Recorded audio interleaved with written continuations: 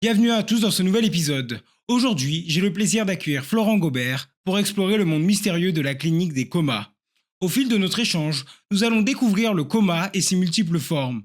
Nous verrons comment la recherche distingue un état végétatif d'un état de conscience minimal, ce que vivent certains patients à leur réveil et comment les cliniciens utilisent des outils comme l'EEG, l'IRMF ou la TEP pour mesurer et induire l'activité consciente.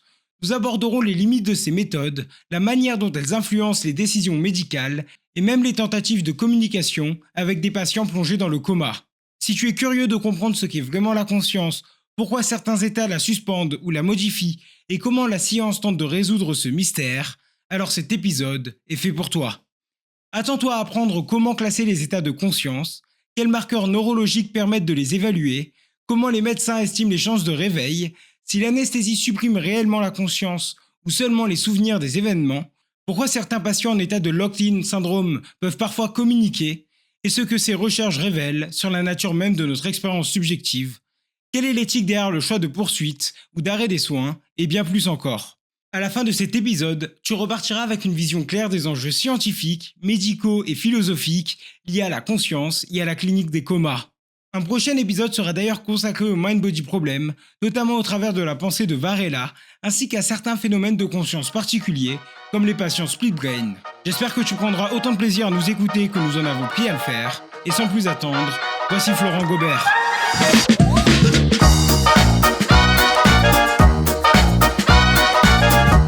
Bonjour Florent.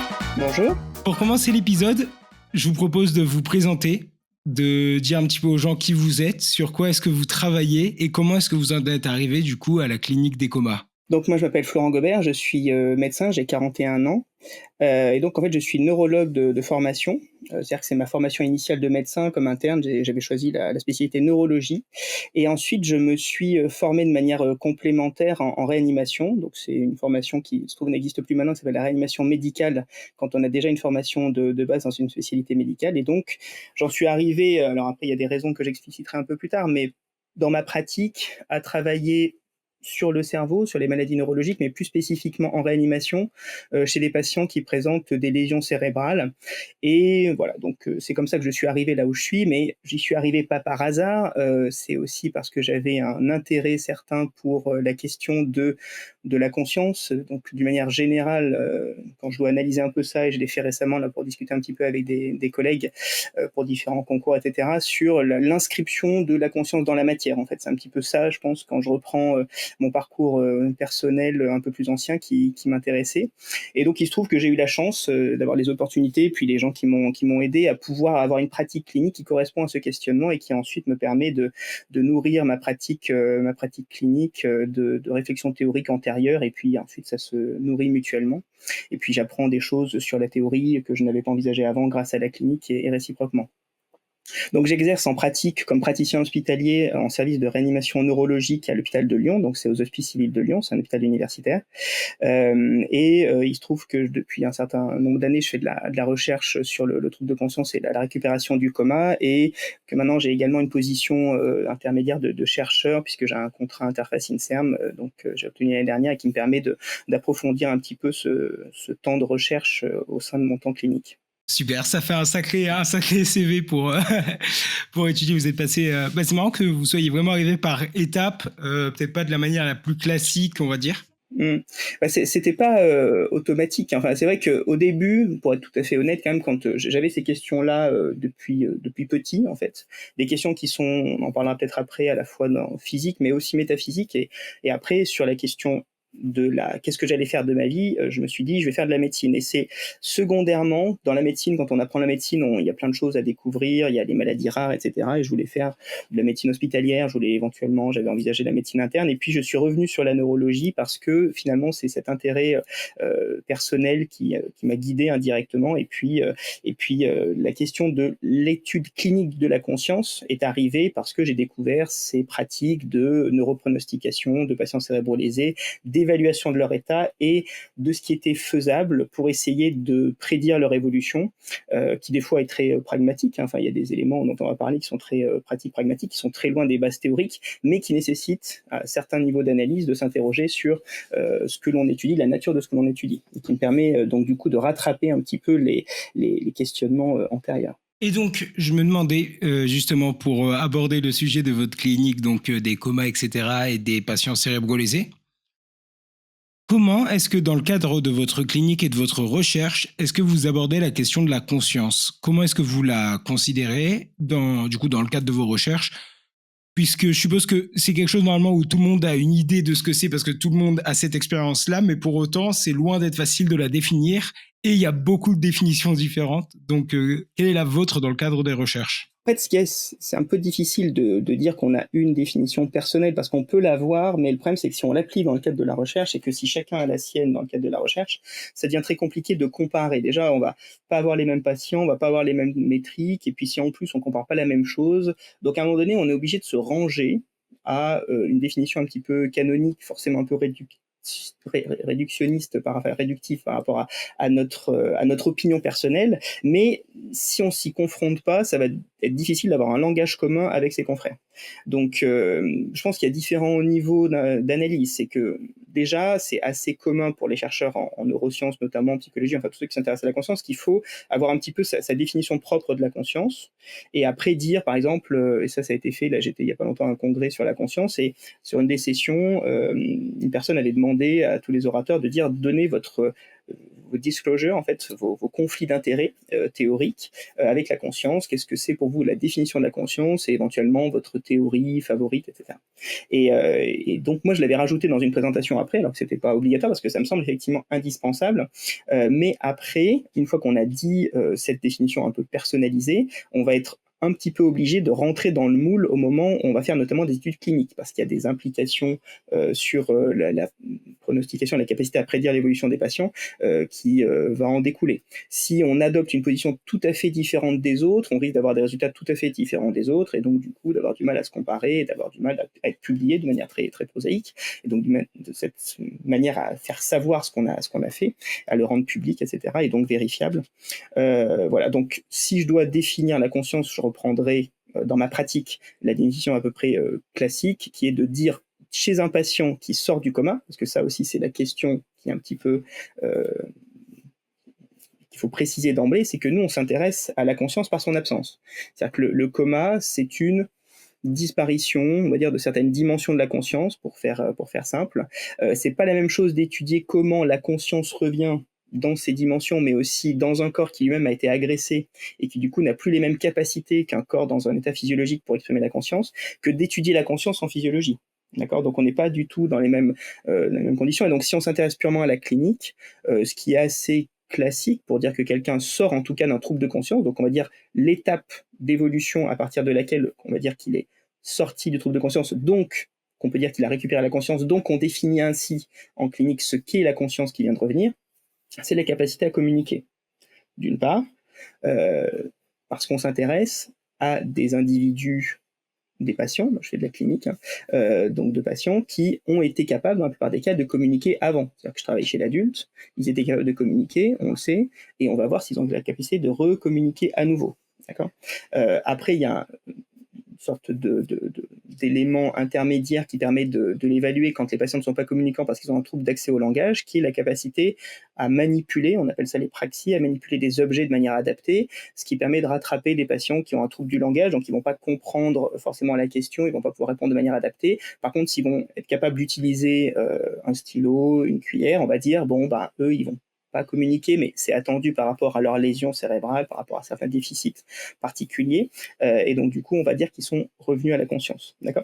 Mais c'est assez réducteur, quelque part, pour la conscience, parce que, notamment quand on se confronte à ce qui est en théorie sur la conscience, où la conscience, c'est beaucoup plus large, c'est la capacité à avoir un vécu subjectif, d'accord. Ça, c'est plus les définitions philosophiques, psychologiques, phénoménologiques. Et ben du coup, on peut avoir un vécu subjectif sans le communiquer. C'est-à-dire qu'on peut le communiquer, mais on ne va pas forcément le communiquer.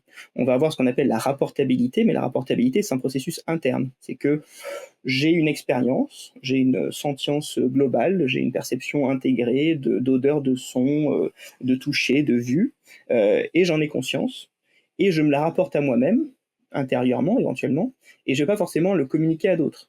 D'accord. Et donc du coup, on peut imaginer que certains patients, ils ont ce type d'état de conscience subjectif, mais que s'ils n'ont pas la capacité de se le rapporter dans une sorte de conscience vraiment immédiate, sans rapportabilité, on va dire, interne, et a fortiori, s'ils n'ont pas la capacité de le faire savoir, on la rate avec nos critères. C'est-à-dire que nos critères sont quelque part trop stricts pour évaluer vraiment une conscience dans un sens philosophique. Et donc, du coup, on a un peu ce problème qu'en clinique, il faut qu'on apporte la preuve de la conscience, et qu'apporter la preuve de la conscience qui existe à l'intérieur du sujet, on dit conscience à la première personne, il faut qu'une troisième personne, à l'extérieur du sujet, la mesure, la constate, va essayer de l'objectiver, et pour ensuite dire aux autres, il était conscient.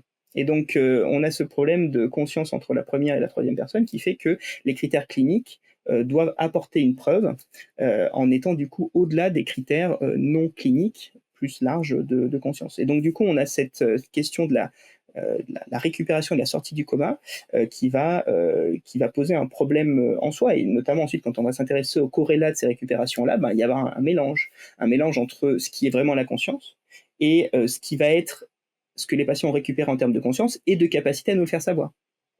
Si on va classer ensuite les patients comme étant ceux qui ont récupéré la conscience et ceux qui l'ont pas récupéré, c'est ceux qui ont récupéré en fait la conscience et qui nous l'ont fait savoir. Donc dans ce que l'on va mesurer, on va avoir un petit peu des signaux qui correspondent à ce qui est la conscience et ce qui est la capacité de le faire savoir. Justement, avec cette définition et le problème de manière générale qui est que l'on peut que inférer la conscience chez quelqu'un et on peut pas vraiment savoir si elle existe, que ce soit chez des gens qui sont, enfin, que ce soit chez son voisin ou chez n'importe qui qu'on croise dans la rue, etc. Vu qu'on est sûr d'une chose, c'est que nous on la ressent, mais on peut pas être sûr qu'une autre personne l'ait, puisque peu importe les comportements, etc. C'est des proxys qu'on va inférer et on va dire bon bah s'il y a ces comportements, normalement il devrait être conscient. Mais du coup, dans le cas du coma, bon, on parlera plus tard du coup des différents états de coma, etc. et de comment est-ce qu'on peut les distinguer. Mais est-ce qu'il y a une sorte de conscience, de vécu personnel pendant le coma? Est-ce que par exemple, quand les gens se réveillent, parce que du coup, on pourra l'avoir que par le récit des gens, je suppose, est-ce qu'on voit les gens rapportent, je sais pas, une vie de rêve ou quelque chose comme ça, qui viendrait poser l'idée de est-ce que la conscience s'éteint? Est-ce qu'elle est toujours présente? Est-ce qu'elle est présente, mais c'est peut-être la mémoire qui marche plus et du coup, la personne était consciente tout du long, mais vu qu'elle ne s'en rappelle pas, elle n'est pas capable d'élaborer dessus. Comment est-ce qu'on... Oui, alors, la réponse va être assez décevante en fait, parce que d'abord, si je reprends un petit peu ce que vous avez dit un peu en introduction là, c'est vrai que on est dans l'idée d'une forme de théorie de l'esprit où on postule la conscience chez autrui qui fait la même chose que nous. C'est-à-dire que nous, on se fait sa propre idée subjective de notre rapport au monde, de notre vie intérieure, etc. On constate pas forcément consciemment du coup, mais en tout cas que ça nous induit un certain nombre de comportements, et quand on les voit chez autrui, on en infère, par théorie de l'esprit, qu'ils doivent être conscients également. Bon, après, effectivement, on peut se poser des questions beaucoup plus profondes là-dessus, mais c'est vrai que c'est quand même quelque chose qui est relativement admis. En tout cas, en clinique, on fait ce pas-là, c'est-à-dire que quand les patients présentent des signes qui nous font penser que nous-mêmes, si on les avait, on serait conscients, on dit qu'ils sont conscients. La question, c'est quand ils font des signes un peu en dessous, et qu'est-ce qu'on peut en inférer un peu subjectivement dans le ressenti. Donc il y a ce genre de sentiment subjectif de l'évaluateur sur les signes, qui vont pas être forcément des signes de conscience certaines, mais qui vont être des signes, on va dire, à partir de là, il doit avoir une expérience subjective, même s'il n'a pas la capacité de communiquer. D'accord. Donc ça, c'est un point qui est quand même assez important, parce que ça veut dire aussi que derrière notre propre subjectivité, on va pouvoir éventuellement l'utiliser pour faire certaines mesures. Donc, et si on en revient à ce que vivent les gens subjectivement pendant la phase de coma, malheureusement, j'avoue que je trouve ça assez décevant, parce que j'examine beaucoup les patients et il se trouve que pour différents projets de recherche, ensuite, j'ai l'occasion de les voir après. Alors certains vont jamais récupérer la capacité de communiquer, mais certains vont la récupérer. Il se trouve que ces malades, je les vois très souvent, je les vois en leur faisant des examens un peu marquants, où je pose toujours les mêmes questions. Des fois, on fait des tests dans des machines qui font du bruit, donc ça peut être aussi des expériences dont ils auraient pu se rappeler, qui vont être potentiellement un peu, voilà, pas forcément traumatisantes, mais en tout cas des moments où voilà, ils sont dans une IRM, ça fait du bruit, ils pourraient dire ah bah oui, je me rappelle, vous m'avez amené à tel endroit. Et honnêtement, jamais. Mais même, c'est dans un autre sens. C'est que non seulement il ne se rappelle pas de ce qui s'est passé quand il était conscient. Alors, c'est mon expérience, je n'ai pas vu non plus tous les patients comateux de la Terre, mais c'est pas quelque chose de classique, hein. En tout cas, pour les patients qui ont des lésions cérébrales sévères et qui vont se réveiller très progressivement. Je ne parle pas des patients qui sont sédatés en réanimation sans lésion cérébrale. Ça, c'est des patients, ils peuvent être dans un état un peu dissocié, une sédation légère, et là, ils vont avoir un vécu parce que le cerveau, il est capable de faire plus de choses que ce qu'on peut des fois avoir comportementalement. Et eux, ils peuvent avoir un peu plus de vécu et puis revivre des choses, avoir des réminiscences, etc. Mais pour ces patients les plus sévères qui ont un coma qui n'est pas pharmacologique, mais qui est un coma qui est lié à des lésions, honnêtement, c'est pas du tout classique qui s'en rappelle. Et donc, non seulement ils s'en rappellent pas des moments vécus, en tout cas où ils étaient là sans être dans l'interaction, mais même parfois certains patients, on peut interagir avec eux, c'est-à-dire qu'on va dire qu'ils ont une sorte de conscience immédiate, c'est-à-dire qu'on discute, ils ont les critères que j'ai évoqués tout à l'heure, cliniques, de récupération de la conscience par la communication, ils nous font un récit de leur vécu subjectif. À certains moments, on discute avec eux, j'ai froid, j'ai mal, j'ai faim, je peux vous donner la date et discuter de ma famille, etc. Donc, on est dans l'interaction avec eux et donc on finit par conclure qu'ils sont bien conscients. Et ces échanges-là, quand on les revoit plus tard, même de ça, ils ne se rappelleront pas. Parce qu'il y a des dimensions, capacités fonctionnelles attribuées, des attributs de la conscience qui sont notamment la capacité de mémoriser et de recréer un vécu personnel qui s'inscrit déjà dans la sortie de la réanimation, qui ne sont pas encore récupérés. C'est-à-dire qu'ils ont cette interaction immédiate, mais ils n'ont pas encore la capacité d'être attentifs, de se concentrer, et donc du coup de créer des nouveaux souvenirs. Peut y avoir aussi des processus de défense psychique qui ensuite vont faire que ces moments-là qui ne sont pas agréables vont être particulièrement peu sauvegardés. Mais en tout cas, c'est quand même étonnant que ça n'arrive aussi peu souvent. Il faut vraiment que les patients soient très très avancés pour qu'ils finissent par se rappeler de la fin de la réanimation. Et quand on leur pose la question, très souvent, ils se rappellent. Quand ils nous disent de quoi ils se rappellent, en fait, on se rend compte que c'est vraiment les derniers jours de réanimation, quand ils étaient vraiment presque sortants et qu'on n'avait juste pas de place d'aval, ou quand ils étaient en rééducation. Et souvent, en fait, les souvenirs qui reviennent, c'est la rééducation, et les fois, on est allé les voir un peu plus tard dans leur service de rééducation. Il y a un point sur lequel j'aimerais qu'on avance parce que je suis pas sûr que beaucoup de gens aient compris ça. Personnellement, je le savais pas avant que vous le dites, avant que vous le disiez du coup. C'est que je pensais que les patients qui se réveillaient d'un coma se réveillaient plus ou moins comme on se réveille le matin. Un petit peu, d'un coup on a allumé la lumière, ou en tout cas, il y avait des paliers progressifs, mais pas une sorte de continuum.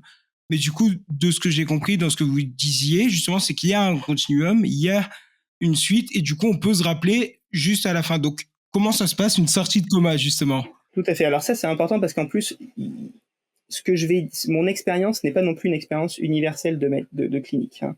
Donc ça peut arriver, qu'on se réveille comme ça. Mais le problème, c'est que par biais de sélection, on ne s'intéresse pas dans les protocoles cliniques à ces malades-là, parce que ces malades ne posent pas de problème. C'est-à-dire qu'un patient qui a une lésion, qui a un traumatisme crânien, un AVC, qui va provoquer un trouble de conscience, qu'on va laisser plus ou moins endormi, à un instant donné, il est dans un état de coma qui peut être lié à des lésions, comme c'était le cas avant que les secours arrivent et qu'il soit endormi. Mais comme on l'endort, il a une part de coma qui est au moins attribuable à l'anesthésie générale, ce qu'on appelle un coma pharmacologique, corps d'anesthésie. Bon. Et à un moment donné, on va l'arrêter, l'anesthésie, parce qu'il n'y a plus d'indications, il y a différents types d'indications, mais à un moment donné, ça s'arrête. Et donc là, on est dépendant de la pharmacocinétique des drogues, c'est-à-dire que les médicaments s'éliminent progressivement. Et donc là, chez certains, on a besoin de plus ou moins de temps, le métabolisme de chacun est différent, etc. Et donc, on va voir que chez certains, ils se réveillent. C'est-à-dire qu'ils étaient comateux avant qu'on les endorme. Quand on les endort, alors c'est un abus de langage, mais quand on les met sous anesthésie générale, et quand on va les réveiller, entre guillemets, c'est-à-dire qu'on va arrêter l'anesthésie générale, ils vont véritablement se réveiller rapidement. Ça peut arriver. C'est juste que c'est pas de cela dont on parle dans les études sur le pronostic, parce que ceux-là, ma foi, tant mieux pour eux, ils se réveillent, mais on va pas vraiment s'intéresser à pourquoi ils se réveillent, parce que c'est juste ce qu'on attendait. Donc en fait, ça peut arriver, mais c'est juste que les cliniciens qui s'intéressent à ça ne parlent jamais de ces malades-là parce qu'ils ne les voient pas. On les voit parce que dans notre pratique de garde, etc., c'est bon, voilà, ça arrive. Des fois même, on avait des lésions qui nous faisaient penser qu'ils n'allaient pas bien se réveiller, que peut-être ils pourraient être inclus dans des études, ça m'est arrivé en fait, et on se rend compte que justement, comme notre connaissance des corrélats de la conscience, elle n'est pas parfaite, on a fait un mauvais pari, et donc en fait, eux, non, ils se réveillent rapidement, pas forcément avec toutes les dimensions cognitives immédiatement présentes, mais en tout cas, ils ont ces étapes, ils brûlent les étapes, d'accord? Ils passent de coma, ils ouvrent les yeux, très rapidement, ils ont des signes on va dire, de contenu de conscience qu'on définira après, ou en tout cas de fonctionnement un petit peu de haut niveau du cerveau, et ensuite ils communiquent, et après ils parlent, et puis voilà. Donc ça peut arriver, c'est ça le problème, c'est qu'en fait, autant quand on parle de notre travail très spécialisé sur une sous-population de patients, on n'en parle pas parce que ceux à qui ça arrive, et ben, du coup, ils sont en dehors du cadre. Donc ensuite, dans l'histoire naturelle du coma, c'est-à-dire disparition de la conscience globalement vers la récupération progressive, c'est-à-dire que les patients qui font l'objet d'études, parce que c'est ceux où justement ils n'ont pas cette évolution très rapide et on a besoin d'essayer de prédire comment ils vont évoluer, il y a, on va dire, une marche, une évolution, une histoire naturelle un peu classique qui s'est enrichie par la définition de nouveaux états avec l'histoire, avec la capacité de faire survivre ces patients d'abord, hein, parce qu'évidemment qu'un coma avant l'ère, non pas de la médecine, mais même de la médecine moderne et de la réanimation, l'évolution naturelle du coma, c'est le décès. C'est le décès parce que le coma, c'est pas juste une altération isolée de la conscience, c'est une altération globale du fonctionnement cérébral qui va toucher également des fonctions vitales comme l'homéostasie du corps, l'entretien du corps, la capacité de respirer, parce que pour ça, il faut déjà, il faut commander ses centres respiratoires, il faut commander un tonus des voies aériennes qui fait qu'on s'encombre pas, il faut pas avaler sa salive de travers, etc. Donc l'histoire naturelle du coma historique, c'est la mort. Et petit à petit, avec la réanimation, et notamment la réanimation qui protège les voies aériennes avec l'intubation, la ventilation mécanique, etc., on a la capacité de récupérer certaines fonctions vitales, mais pas forcément la conscience.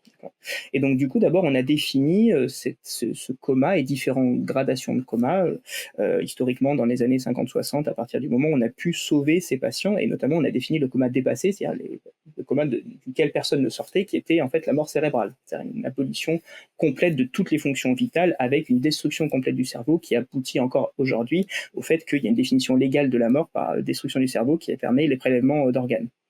Et donc ensuite, plus les patients survivaient, et plus on a accepté de les faire survivre malgré une absence de réveil, plus on a pu décrire des états un peu au-delà. Et donc ce qui a été constaté de manière un petit peu on va dire primitive, initiale, historiquement, et aussi dans une forme de récupération, une ontogénèse de la récupération, c'était l'ouverture des yeux. Parce que c'est quelque chose qui est très fréquent. En gros, on considère que le coma chronique, c'est-à-dire l'évolution persistante d'un coma qui garde les yeux fermés, qui n'a aucune réactivité, aucune réponse et aucune ouverture des yeux, ça n'existe pas.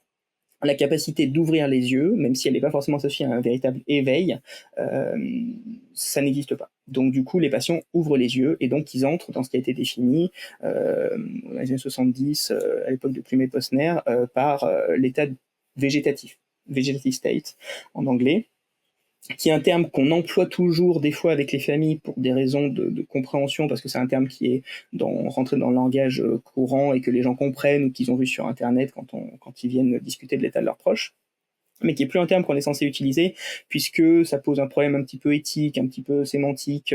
L'état végétatif, c'est les légumes, quoi. Voilà. Des fois, les gens ils nous disent il ne devait pas être un légume, donc on corrige, on reprend, on dit bah, vous devez prendre en référence à l'état végétatif, on utilise plus ce terme-là.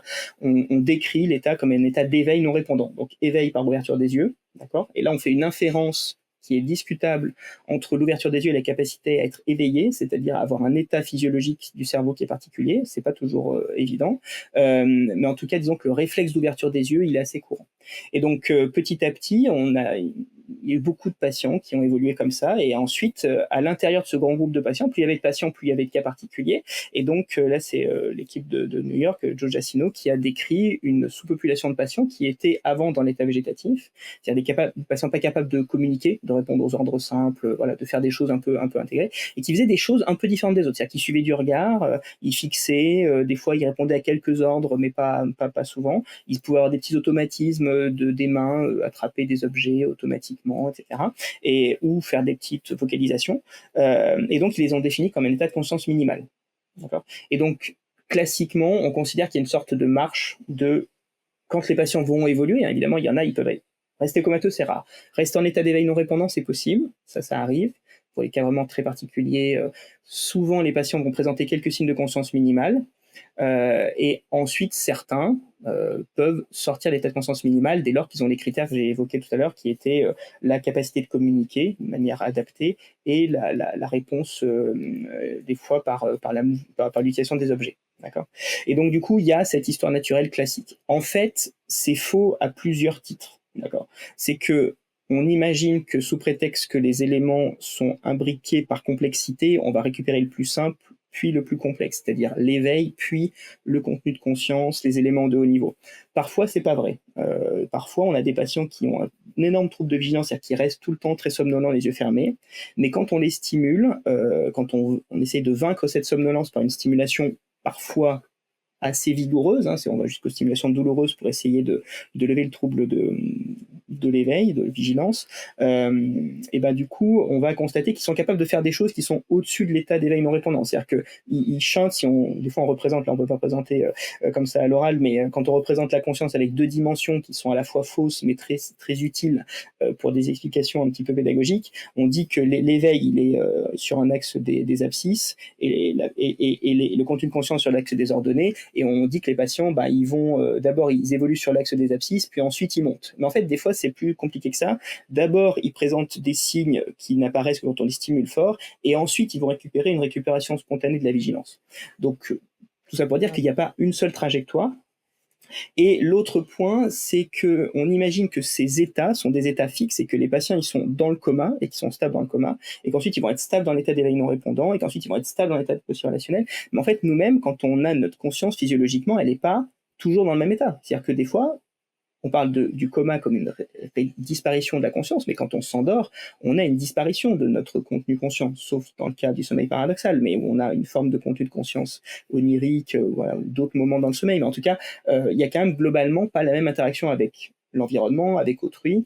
Il n'y a pas le même contenu de conscience quand on dort. Et néanmoins, on en sort spontanément. D'accord. Et donc, du coup, les patients, ils ont un petit peu des reliquats de ça, et donc, en fait, ils fluctuent. C'est-à-dire qu'en fait, ils font pas des sauts de puce d'un état à l'autre. En fait, ils fluctuent plus ou moins au sein d'un état. Chez certains qui fluctuent pas du tout, c'est mauvais signe. Et ensuite, ils vont fluctuer, et quand ils vont être dans un certain état, ils vont pas forcément y être tout le temps. À tel point que ça a une importance clinique certaine, puisque des fois, on voit quelque chose que d'autres ne vont pas voir 10 minutes après. Et on peut sortir de la chambre et dire, tiens, un tel, ça y est, il présente des signes de réveil, soit il ouvre les yeux, mais quelques minutes après, il le fera pas, soit il suit du regard, mais quelques heures après, il le fera plus. Et donc, du coup, il faut se faire un minimum confiance entre nous, puisque du coup, et avoir nous conscience que ces états sont très instables, parce qu'il persiste une cyclicité, une fluctuation qui récupère, enfin qui est associée au fait que dans la conscience physiologique, l'état n'est pas stable. Justement, donc là c'est bien, vous avez décrit du coup 3 des états. Et le locked-in syndrome, il se situe où du coup? Est-ce qu'il va arriver après l'état de conscience minimale? Est-ce qu'on va considérer que c'est un éveil complet, que c'est simplement du coup un problème au niveau moteur? Est-ce que ça reste un état de coma? Comment est-ce qu'on l'aborde? Alors, on a un problème dans ce champ, c'est qu'il y a différentes littératures qui ont évolué dans différents centres et dans différentes temporalités.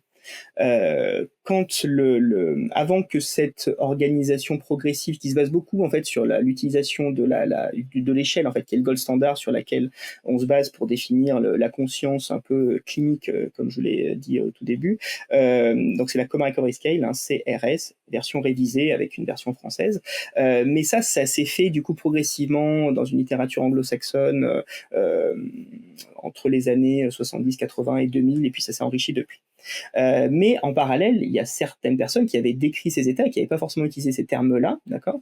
Et donc, il y a notamment le locked-in syndrome. Et le problème, c'est qu'il y a des subtilités dans le locked-in syndrome qui fait que on peut des fois, certains locked-in syndrome peuvent ressembler beaucoup à un état végétatif. D'accord. Le locked-in syndrome, il y a une connotation on a des éléments qui peuvent être de différentes natures pour dire que le patient, en fait, il est conscient ou qu'il devrait l'être et qu'il suffirait de le démontrer. Et donc, du coup, dans le locked-in syndrome, on pourrait, si on applique on peut faire des coma recovery scale de locked-in syndrome, mais on va les mettre dans une certaine catégorie.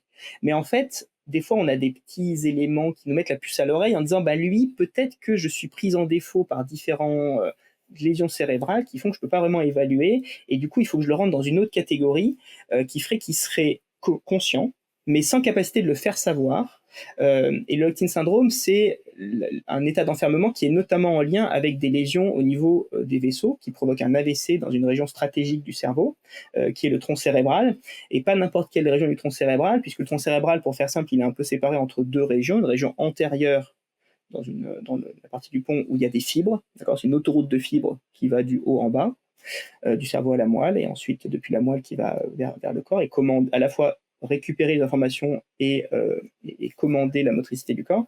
Et la partie plutôt postérieure, c'est la partie où il y a des noyaux et des neurones qui naissent et qui vont innerver, qui vont servir à beaucoup de choses, hein, on ne peut pas résumer ça comme ça, mais qui vont notamment commander l'éveil. D'accord, et également commander les capacités motrices indirectement, les capacités thymiques, réguler le sommeil. Bon, il y a beaucoup de choses, mais c'est en tout cas les neurones, ils sont vraiment localisés en postérieur. Et quand on a vraiment la partie antérieure de cette zone-là du tronc, ça s'appelle le pont, qui est touchée, c'est classiquement associé à des patients dont on va arriver d'une manière ou d'une autre à démontrer soit précocement, soit tardivement qu'ils étaient conscients, avec des petits signes que je vais décrire après. Mais déjà, on a la puce à l'oreille parce qu'on se dit, cette lésion-là, ce que l'anatomoclinique historique des neurologues nous a appris, c'est que ces patients-là, à cet endroit-là, vu ce qu'on sait du fonctionnement du cerveau de l'anatomie, ils devraient pouvoir être conscients. S'ils ne le sont pas encore, ça pourrait revenir. Donc le locked-in syndrome, c'est un syndrome qui n'est pas juste une définition comportementale, comme ce qu'on a dit avant, qui est l'association d'un cadre nosologique, l'AVC, dans un territoire, la partie du tronc cérébral avec une occlusion du tronc basilaire. Le cadre classique, c'est le scaphandre des papillons, hein, c'est ce qui est décrit là-dedans, c'est un locked-in syndrome par un AVC du tronc basilaire. Et avec récupération de la conscience, mais pas forcément de toutes ses capacités d'expression motrice. Et donc les capacités d'expression motrice classiques, c'est le fait que les neurones qui commandent l'oculomotricité, la capacité de bouger les yeux vers le haut, vers le bas, sur les côtés, ne vont pas être tout à fait respectés parce que c'est un peu touché, mais quand même suffisamment pour qu'on puisse savoir d'une manière ou d'une autre, soit en fermant les yeux, en clignant les paupières, soit en regardant d'un côté, de l'autre, avec ce qui va fonctionner, que le patient ou la patiente est conscient, et en tout cas on va trouver un code de communication et on va pouvoir avoir des oui-no, on va pouvoir trouver un vécu subjectif de manière indubitable. D'accord, de la même manière que chez un autre patient qui n'avait pas un locked-in syndrome, mais on se pose la question de la conscience, ça peut être un pouce, ça peut être une main, ça peut être un bras. Et donc là, dans le locked-in syndrome, c'est classiquement les mouvements des yeux. Mais ça, c'est le cadre historique, c'est ce qu'on a défini historiquement, parce que du coup, on avait le comportement et le comportement récupéré. Mais ça s'est un peu étendu dans le sens où on a dit, peut-être qu'il y a des patients, ils sont tellement sévères, qui sont conscients, mais il n'y a vraiment aucun moyen de faire savoir qu'ils sont conscients. Et donc là, c'est ce qu'on appelle le complete locked-in syndrome, c'est le locked-in syndrome complet, qui peut être en lien avec un AVC. Ça devient compliqué d'avoir une lésion qui touche vraiment toutes les capacités motrices et pas du tout la conscience, là ça devient compliqué, mais qui, en fait, ça s'est un peu étendu depuis le cadre des AVC, des vasculaires, vers d'autres formes d'atteinte, et notamment sur des pathologies qui touchent les nerfs et les muscles. C'est-à-dire que quand on a une pathologie qui touche totalement la commande musculaire, pas au niveau du cerveau, mais à l'extérieur, dans le système nerveux périphérique, et du coup, là, on peut imaginer qu'un patient ne peut plus rien commander, y compris ses muscles oculomoteurs, y compris ses paupières, et que du coup, néanmoins, là, on a l'argument qu'on peut trouver des signes à l'EEG, à l'électroencéphalogramme, sur le fonctionnement du cerveau et sur l'IRM, qu'il n'y a rien qui est touché dans le cerveau. Donc, dans ce qui est quand même considéré comme étant le substrat de la conscience, c'est-à-dire le système nerveux central, il n'y a rien. Et donc, il doit être conscient, mais il ne peut pas le faire savoir. Et donc, c'est des locked-in syndromes de forme périphérique. Et on a par exemple des formes de syndrome de Guillain-Barré extrême, c'est une atteinte inflammatoire des nerfs et des muscles au niveau des racines, qui ont pu être décrits comme ça. Et après, on peut essayer de communiquer avec eux par différents moyens, qui passent pas par le comportement, mais par des outils paracliniques. Et en tout cas, on a réfléchi là-dessus récemment, nous, dans notre équipe, la question des pathologies dégénératives, comme la maladie de Charcot, où la question se pose de quand on est à un certain point de la maladie de Charcot, c'est également la sclérose latérale amyotrophique, où les muscles ne peuvent plus du tout être commandés par la maladie de dégénérescence des neurones moteurs, et peut-être que certains patients qui étaient communicants juste avant restent communicants quand ils ne sont plus, restent conscients alors qu'ils ont perdu toute capacité de communication motrice. Et donc la question se pose, c'est est-ce qu'ils sont dans un tel locked-in syndrome? Pour l'instant, dans les rares cas qu'on a pu constater, on n'a pas pu démontrer de signe de conscience, donc il y a peut-être des choses plus complexes que ça. Et comment est-ce qu'on va communiquer justement avec ces patients? Parce que j'avais vu, je crois, Steven Lorez parler justement d'une étude à l'IRM qui a fait pas mal de bruit, où justement il Oui. faisait imaginer qu'on joue au tennis ou qu'on rentrait chez soi pour oui et non, et que comme ça il arrivait à communiquer avec les patients. Donc, est-ce qu'il y a d'autres moyens? Est-ce que ça se passe comme ça? Est-ce que du coup, on se sert de ces méthodes pas uniquement pour les locked-in syndrome? Est-ce qu'ils peuvent servir pour certains états végétatifs, des choses comme ça?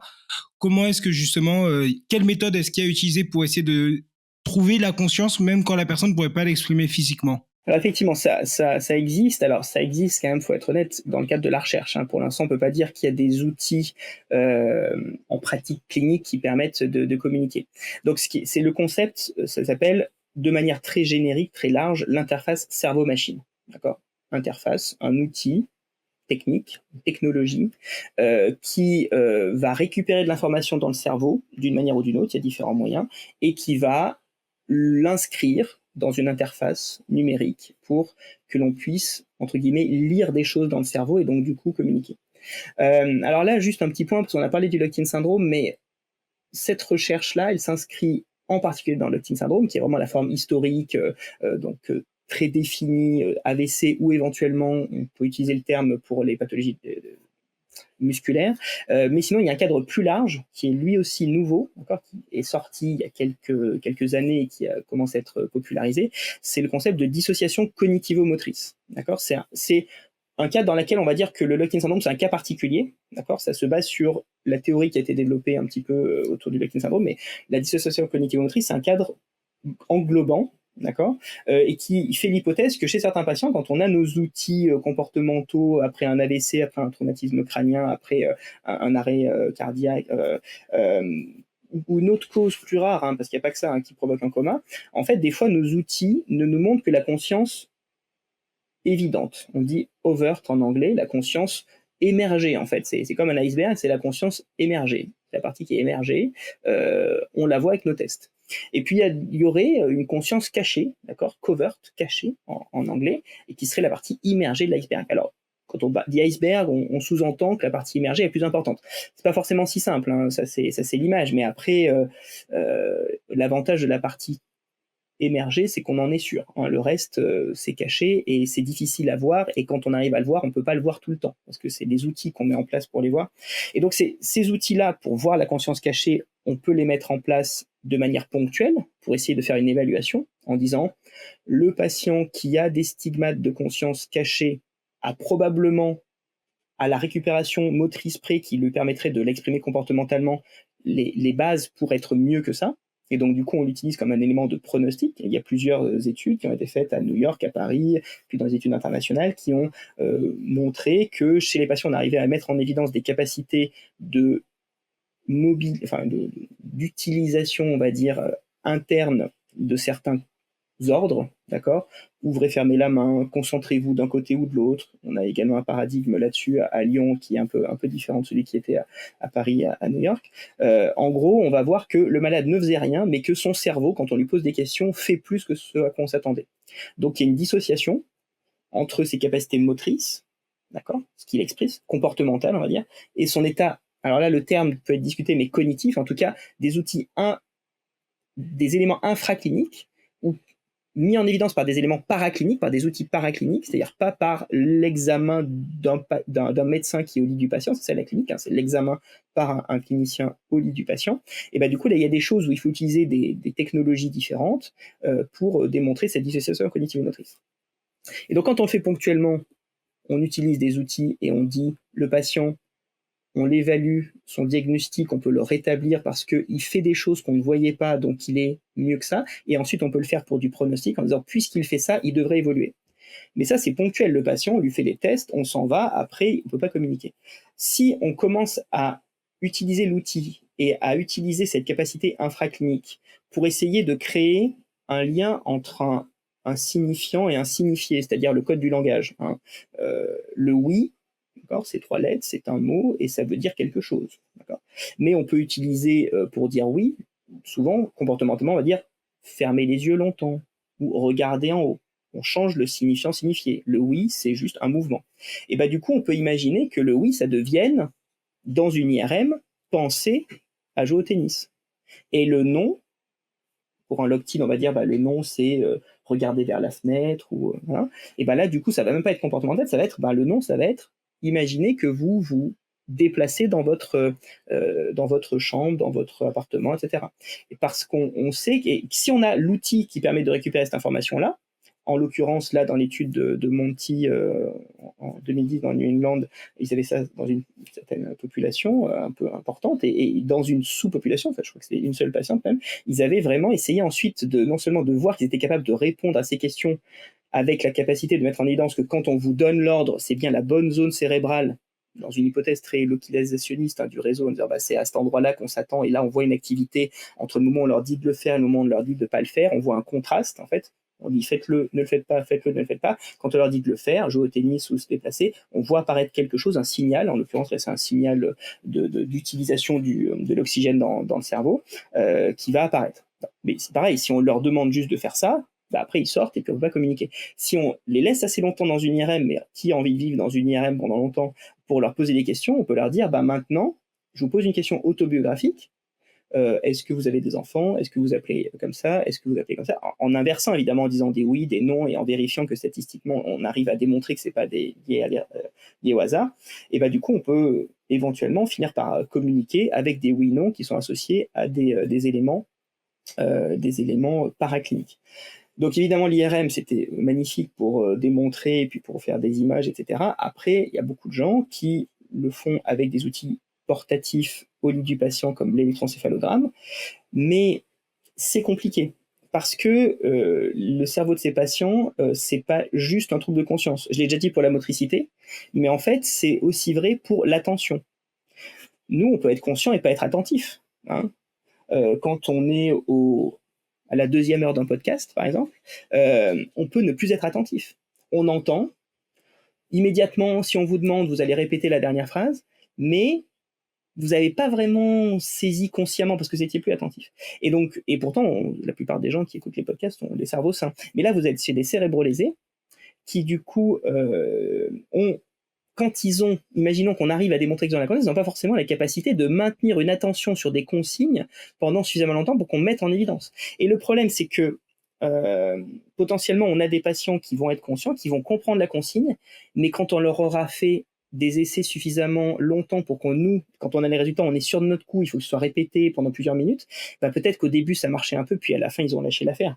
Parce qu'en fait, ils n'arrivent pas à se concentrer. Et même chez les sujets sains, parce que j'ai déjà testé ce genre de paradigme des fois avec des collègues chercheurs, notamment au centre de recherche en neurosciences, il y a Jérémy Matou qui fait ça avec Perrine Seguin, etc. Il y a beaucoup de gens qui ont travaillé là-dessus. Il y a évidemment beaucoup d'autres centres, mais c'est ceux que je connais. Et on avait fait ça sur un processus d'attention spatiale, c'est-à-dire que pour des gens qui ne peuvent pas bouger quoi que ce soit, notamment des SLA, il faut essayer de se concentrer d'un côté pour dire oui, c'est-à-dire concentrer son attention spatiale, se concentrer sur la droite quand il y a des stimuli qui viennent de la droite, et pour dire ça c'est pour oui et pour non, il faut se concentrer de l'autre côté. Mais même quand on a un cerveau sain, au bout d'un moment, on n'en peut plus. Et puis surtout que nous, on a la capacité de parler. Donc on peut imaginer que les patients qui ne peuvent pas parler sont plus motivés que nous, mais à la fois ils sont plus motivés s'ils sont vraiment conscients de leur état, mais pour autant, ils n'ont pas forcément des capacités attentionnelles parfaites parce que il n'y a pas de lésion purement de la conscience dans le cerveau. Les patients, ils ont toujours quelque chose d'autre.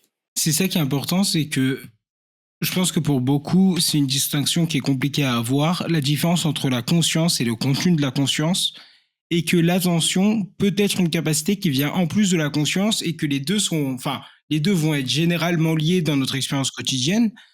Pour autant, l'une pourrait exister sans l'autre, en partie, et du coup avoir des cas assez exceptionnels. De la même manière qu'on a du mal à imaginer le langage on a du mal à imaginer la conscience sans langage, mais on pourrait très bien avoir quelqu'un qui a perdu le langage et qui est parfaitement conscient, mais juste n'a peut-être même plus de mots ou n'entend plus les mots, en Bien fonction sûr. de ce qui a pu avoir été touché.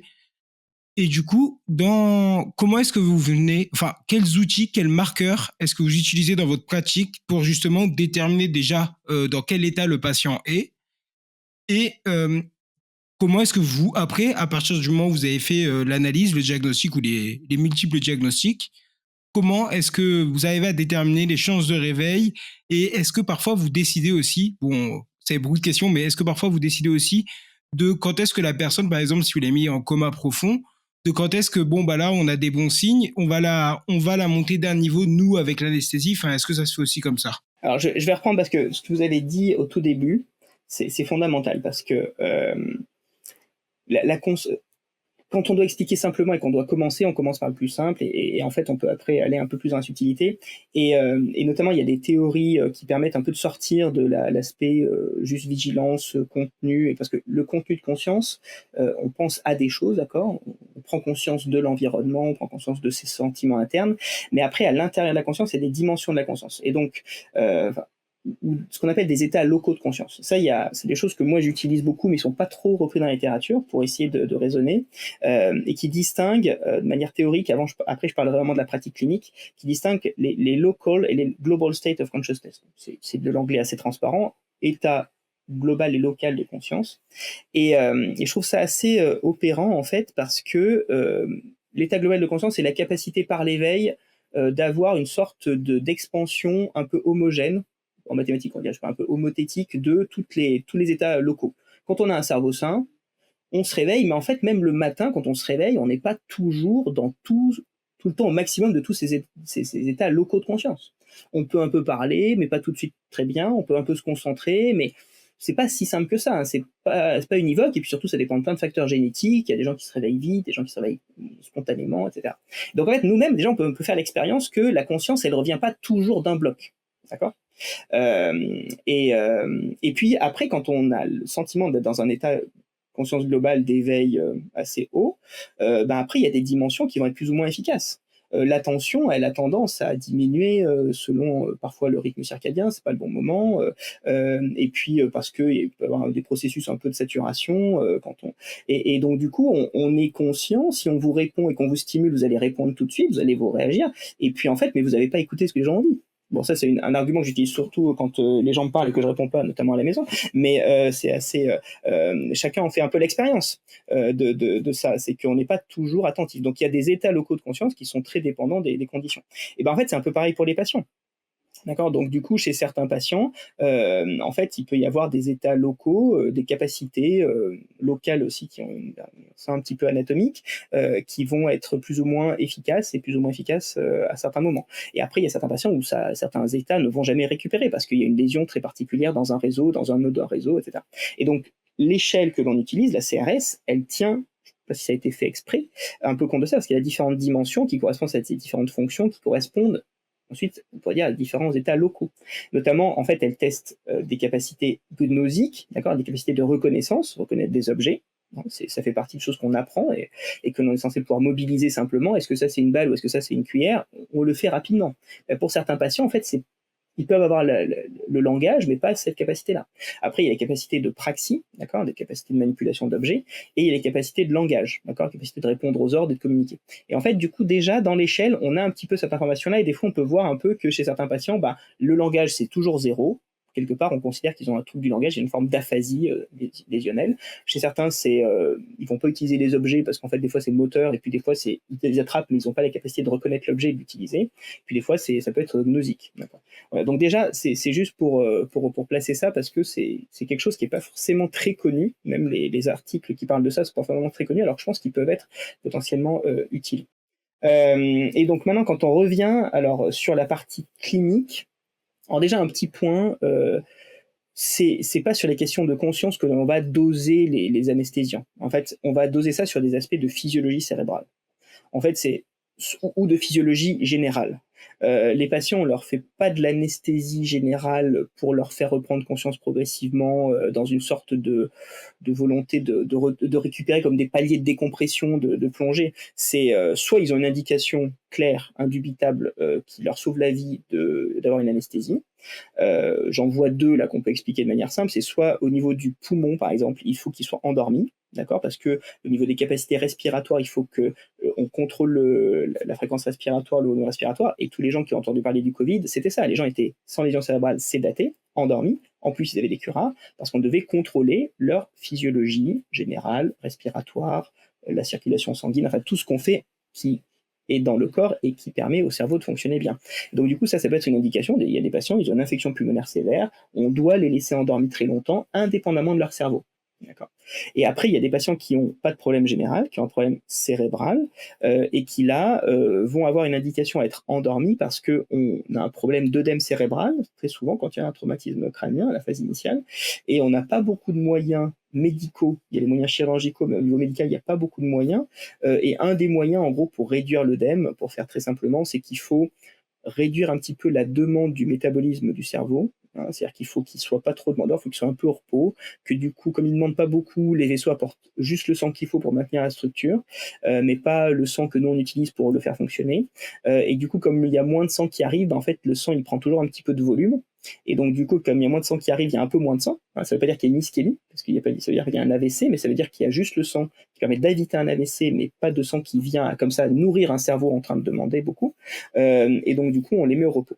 Donc, une fois que cette situation-là, elle est résolue, d'accord, soit parce que le malade s'améliore, soit parce que l'œdème se résout spontanément, soit parce qu'on a fait une chirurgie où on enlève une partie du crâne pour faire de la place, et du coup, on n'a plus besoin d'utiliser les petits moyens médicaux, bah là, on arrête la sédation brutalement. C'est-à-dire qu'on l'arrête brutalement dans la mesure où c'est bien toléré. C'est-à-dire qu'on l'arrête en fait par paliers, mais les paliers, ils sont liés à la tolérance de la physiologie du cerveau.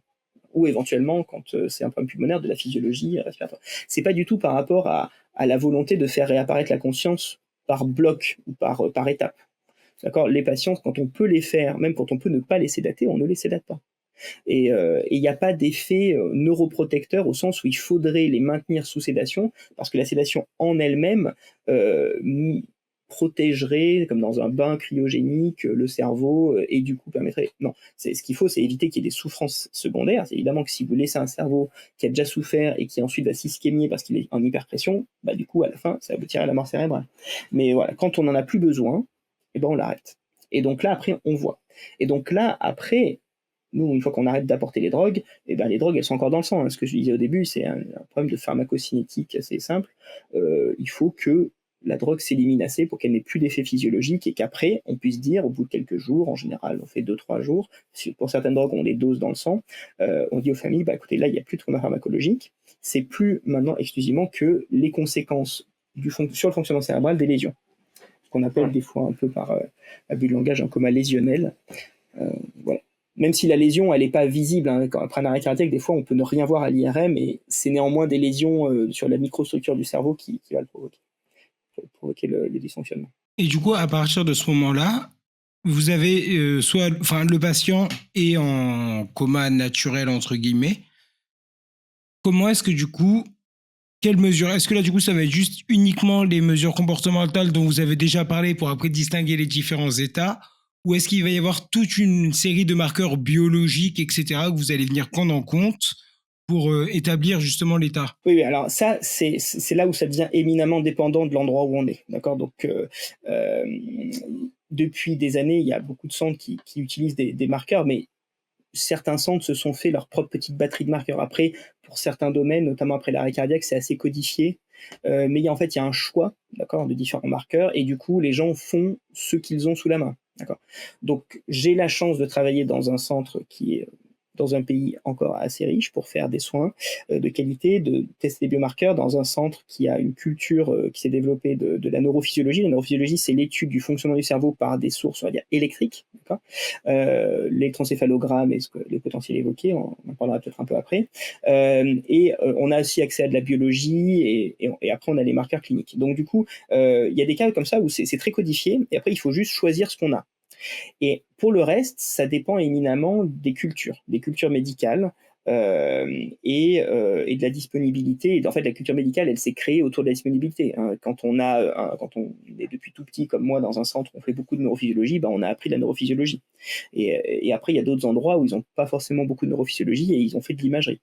Et après, du coup, ils sont devenus experts et du coup, ils arrivent très bien à interpréter tout ce qui vient de l'imagerie, beaucoup mieux que nous, qui ensuite essayons de développer pour la recherche.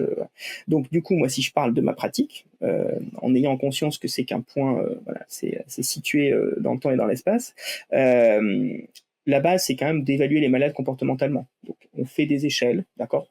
C'est des échelles où c'est l'intuition clinique, hein. C'est les échelles, en fait, les gens les connaissent indirectement, et donc du coup ils disent bah là, il fait ça et ça. Moi, quand je fais l'échelle, ça le confirme. Mais comme je suis pas arrivé au même moment, forcément, des fois, j'ai pas forcément exactement le même résultat. Et puis, on fait ça de manière répétée. Ça coûte rien, c'est simple, et quelque part, ça permet, quand c'est positif, d'avoir le gold standard. D'accord. Et donc là où c'est le plus utile, c'est quand les malades ils sont vraiment très très bas sur les échelles comportementales et qu'ils y restent, c'est-à-dire qu'on ne voit pas de fléchissement, de frémissement d'amélioration. C'est pas la remontada, quoi. Et donc du coup là on va se dire, bah là on va se permettre après un certain délai, quand on est vraiment sûr qu'il n'y a plus de facteurs confondants, enfin quand on est sûr que le malade, voilà, c'est sûr qu'il faut non seulement que les drogues soient éliminées, mais s'il a des circonstances de son fonctionnement métabolique qui sont pas optimisées, on les optimise, on vérifie que ça change pas son état. S'il a trop de liquide dans le cerveau, ça s'appelle une hydrocéphalie, on traite l'hydrocéphalie, on élimine les facteurs confondants, et quand on dit bah non, il n'y a plus que la lésion, là, il faut y aller, bah là, du coup, on fait des tests. Donc, les tests que l'on fait en pratique, vraiment, c'est électroencéphalogramme, ce qu'on appelle les potentiels évoqués. Électroencéphalogramme, en gros, on regarde l'activité cérébrale spontanée et sa manière de réagir à des stimulations, et ensuite, on va regarder si l'activité, elle est riche, pour faire simple, ou pauvre. Et ça nous donne une idée globale sur la gravité de l'altération du fonctionnement cérébral. Il y a différentes bandes de fréquences qui sont parfois qu'on a, nous, physiologiquement, quand on dort, mais là, qui sont permanentes, qui ne disparaissent pas quand on stimule, qui sont monotones, trop régulières. Au contraire, il y a des patients, ils ont une activité assez riche, et elle est fluctuante, et du coup, ça rapproche des caractéristiques de l'électroencéphalogramme normal. Donc, on dit qu'ils sont peut-être engagés dans un processus d'éveil. Ils sont réactifs, quand on les stimule, même s'ils ne bougent pas, en fait, on voit que le cerveau, ça change, c'est-à-dire que leur cerveau, il est afférenté par les informations du corps. Et puis il y a des cas un peu intermédiaires où c'est ni l'un ni l'autre, c'est un peu rapide mais c'est très monotone, donc il faut aller plus loin. Et donc ça, depuis longtemps, il y a eu l'EEG, c'est dans le coma, c'est les années 50-60, hein. Mais on continue à l'utiliser. Et après, ils ont développé des outils un peu plus reproductifs, parce que le problème de l'EEG, c'est c'est une interprétation un peu opérateur dépendante, c'est-à-dire que la personne qui le lit met un peu de sa patte dans la réponse, et du coup, voilà, c'est un peu une des limites. Mais bon, comme ils apprennent ça comme il faut dans des formations spécialisées, du coup, ils essayent de recréer une homogénéité. Puis il y a des critères qui ont été publiés auxquels il faut se conformer. Mais bon, néanmoins, quand même, il y a une volonté de créer une reproductibilité de ces résultats en utilisant ce qu'on appelle les potentiels évoqués. Donc là, c'est aussi une forme d'électroencéphalogramme où en fait on prend du bout de fonctionnement de cerveau, d'accord, mais qui est synchronisé avec une stimulation. D'accord. Et après, on enregistre l'activité du cerveau, mais aussi, on va dire, des nerfs et de la moelle, qui va permettre de faire passer l'information sensorielle depuis le corps vers le cerveau. Et donc, du coup, on regarde comme ça comment se passe le passage de l'information sur, on va dire, entre 10 millisecondes après une stimulation auditive. Quand on veut s'intéresser au tronc cérébral, ça va jusqu'à 50 millisecondes quand on va aller jusqu'au cortex. Puis après, si on va s'intéresser à ce qui est plus tard dans les fonctionnements un peu plus tardifs, ça va jusqu'à 500 millisecondes, pour faire simple. Et quand on stimule, pas au niveau des oreilles pour les réponses auditives, mais au niveau des nerfs du poignet pour aller voir la réponse, on dit somesthésique, hein, c'est la réponse de la sensibilité. Du coup, là, on enregistre sur environ 30-40 millisecondes, parce que la réponse qui nous intéresse, elle est autour de 20 millisecondes. Voilà. Et donc ça, c'est vraiment très brut, réductionniste, très, très simplificateur, mais ça nous permet, en répétant comme ça des centaines, voire des milliers de fois les stimulations, de voir si il y a quelque part où l'information est coupée, et indirectement, ça nous dit qu'à cet endroit-là, il y a une lésion qui bloque, ou qu'il y a une souffrance du cortex qui est particulièrement sévère. Et du coup, dans certains cadres, notamment en post-arrêt cardiaque, il y a certaines de ces réponses qui sont vraiment associées à une très très mauvaise évolution, de telle sorte que, même si c'est rare d'avoir ces circonstances-là, des fois on est vraiment absolument sûr que le cerveau, il n'est pas détruit au sens de la mort cérébrale, mais il y a tellement de structures fondamentales qui sont détruites de manière globale, homogène, comme c'est le cas après un arrêt cardiaque, que du coup, on va envisager d'arrêter les soins. C'est-à-dire qu'on a des équivalents de mort presque complète du cerveau, qui fait que l'arrêt de soins est assez simple, entre guillemets, à discuter. Il n'est jamais simple à discuter avec les familles, parce que c'est toujours des drames, mais en tout cas, il n'y a pas trop de doutes. Et ça, c'est un cas très particulier dans l'arrêt cardiaque. Et toutes les autres causes, pour faire simple, c'est beaucoup plus compliqué. C'est-à-dire que même quand on prend les critères les plus durs que l'on a dans l'arrêt cardiaque et qu'on les transfère dans une autre cause, on a du mal à retrouver des certitudes. on n'a jamais vraiment de certitude à 100%, mais quand même, on s'en rapproche dans certains cadres de type de lésion qui est associé à un type de biomarqueur. Mais quand c'est un petit bout d'AVC à un endroit, puis un autre bout d'AVC à un endroit, ou alors que c'est un traumatisme crânien qui a donné une petite lésion d'un certain type là, puis une petite lésion d'un certain type là, bah du coup, même quand on a les profils les plus sévères, on sait que la capacité de plasticité peut encore évoluer, peut encore faire évoluer le tableau et éventuellement le patient, mais la limite, et ça peut-être qu'il faut qu'on en parle à un moment donné quand même, c'est que ça va le faire évoluer souvent dans la dimension dont on parle depuis le début, qui est la sortie du coma et la récupération de la conscience, ou en tout cas des marqueurs de conscience. Mais le problème, c'est que nos outils ne sont pas calibrés, ils ne sont pas très pertinents, ils ne sont pas très performants pour prédire l'évolution dans le fonctionnement cérébral final. Depuis le début, j'ai dit l'agression cérébrale, c'est pas que l'altération de la conscience, il y a de la motricité, il y a des aspects cognitifs. Mais du coup, les outils qu'on a calibrés, on les a calibrés pour prédire l'évolution plutôt de la conscience. Mais on peut prédire l'évolution de la conscience chez des gens en sachant qu'ils seront peut-être conscients, mais très très très handicapés et très lourdement altérés dans leur fonctionnement quotidien, et qui fait que voilà, peut-être qu'ils seront conscients, mais avec très peu de moyens de le faire savoir. En gros, on risque de les faire évoluer vers un état de conscience, mais qui sera peut-être dans un état de dissociation cognitive ou motrice. C'est-à-dire qu'en fait, ils vont peut-être rester dans un état de conscience infra-comportemental, qui ne le feront jamais savoir à leurs proches au quotidien, ou dans un état de conscience dont ils peuvent donner des fois, quand c'est le meilleur moment, une information extérieure par je sais pas, un muscle, un membre qui va fonctionner, mais qui vont garder une perte d'autonomie complète pour tous les actes de la vie quotidienne, et qui ne récupérera pas, voilà, qui aura une petite cinétique d'évolution, mais qui va plafonner assez rapidement et à un niveau assez bas. Ça, c'est quelque chose qu'il faut, même si voilà, le sujet du podcast, c'est la conscience, comme l'altération du cerveau, elle est globale, on ne doit pas s'arrêter qu'à l'évaluation de la conscience, parce que c'est aussi des fois pas ce que les familles nous demandent. C'est pas ce que les patients ont demandé parfois. Des fois, certains patients, quand on a des directives anticipées, ne parlent pas de conscience.